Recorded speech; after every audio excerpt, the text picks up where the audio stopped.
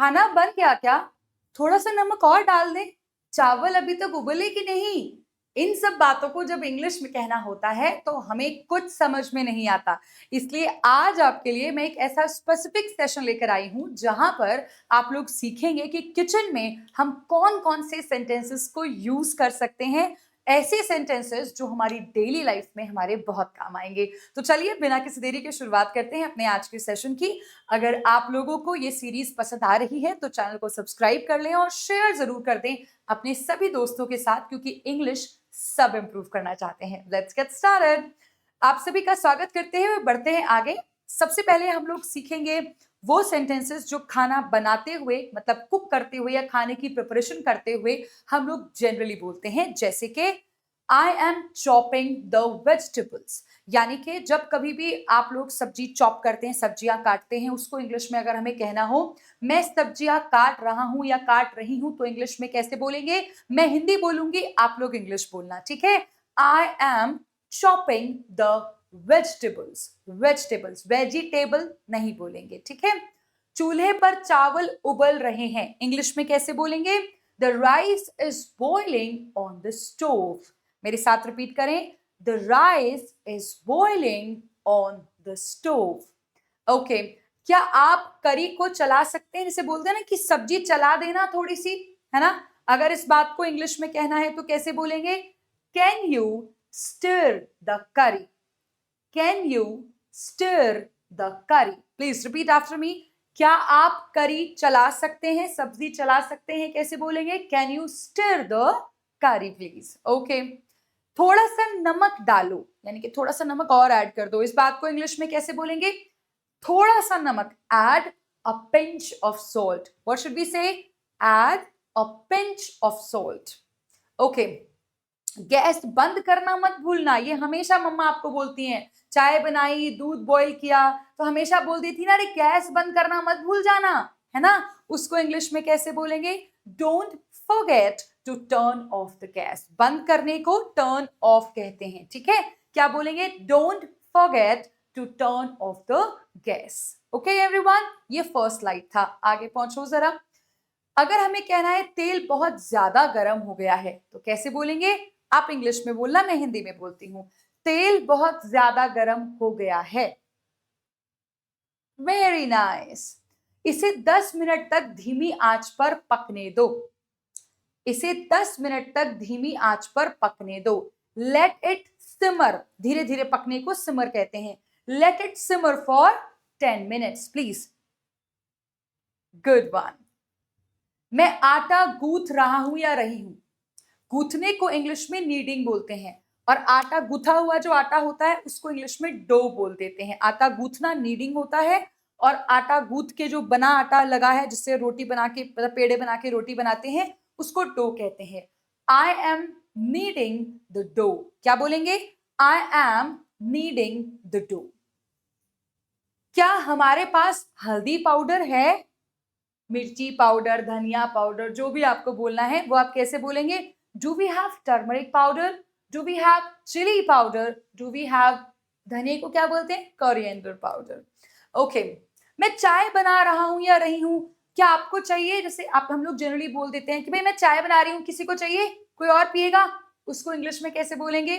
I am making tea. Want सम?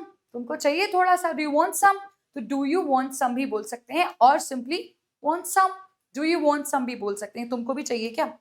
अच्छा अब थोड़ा सा यूटेंसिल्स यानी कि बर्तनों के बारे में, और जो हमारे किचन में जो भी टूल्स होते हैं उनके बारे में बात करते हैं। जैसे कि मुझे चाकू दे दो, कैसे बोलेंगे? Give me the knife. Pass me the knife. कैसे भला?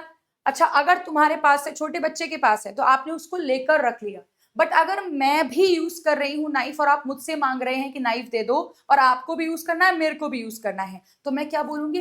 पास मी द नाइफ। आप भी यूज कर रहे थे ना, आपका काम हो गया, अब मेरे को दे दो, मैं कर लेता हूं। क्या बोलेंगे?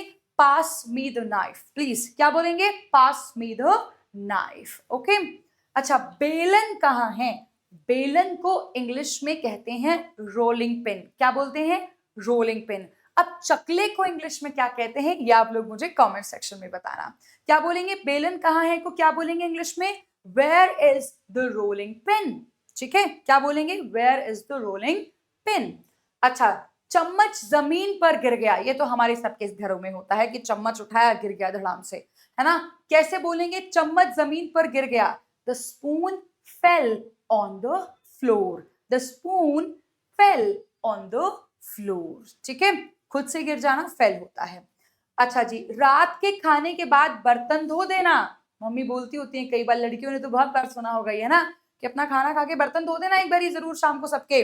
रात के खाने के बाद बर्तन धो देना, wash the dishes after dinner, रात को खाने के बाद, डिनर के बाद क्या धो देना, बर्तन, बर्तन को इंग्लिश में डिशेस भी बोलते हैं, ठीक है, राइट, जिसमें खाना वगैरह आप खाते हैं। So wash the dishes after dinner. Okay, mixer सही से काम नहीं कर रहा है, बोलते ना कि मिक्सी हमारी सही नहीं चल रही है, हमारा मिक्सर सही से काम नहीं कर रहा, कैसे बोलेंगे, the mixer isn't working properly, what should we say, the mixer isn't working properly, what should we say, the mixer isn't working properly. Okay everyone, आगे देखें, पतीले पर ढक्कन लगा दो, ये भी बहुत कॉमन है, बहुत जनरली बोला था कि इसको ढक दो भाई, इस पतीले को ढक दो जरा, पतीले पर ढक्कन लगा दो, कैसे बोलेंगे, put the lid on the pan, lid माने कवर, ढक्कन, put the lid on the pan, आप लोग भी साथ साथ बोलते चलेंगे। अच्छा, साफ प्लेट खत्म हो गई हैं, मतलब सारी गंदी प्लेट्स बची है, साफ प्लेट्स खत्म हो गई, कैसे बोलेंगे, we are out of clean plates, we are out of मतलब खत्म हो गई हैं, स्टॉक खत्म हो गया है साफ प्लेट्स का, so what should be say, we are out of what, clean plates. Okay, रोटी पलटने के लिए चिमटा इस्तेमाल करो, रोटी को पलटने के लिए चिमटा, चिमटे को इंग्लिश में क्या बोलते हैं, टोंग्स बोलते हैं,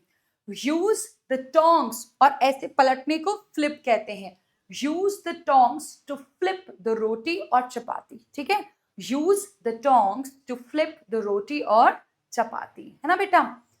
ये कटोरी बहुत छोटी है, this bowl, not bowl, this bowl is too small, too small, बहुत छोटी है, इसमें थोड़ी ना खाना खाया जाएगा, बहुत छोटी है, this bowl is too small, small नहीं सॉरी स्मॉल।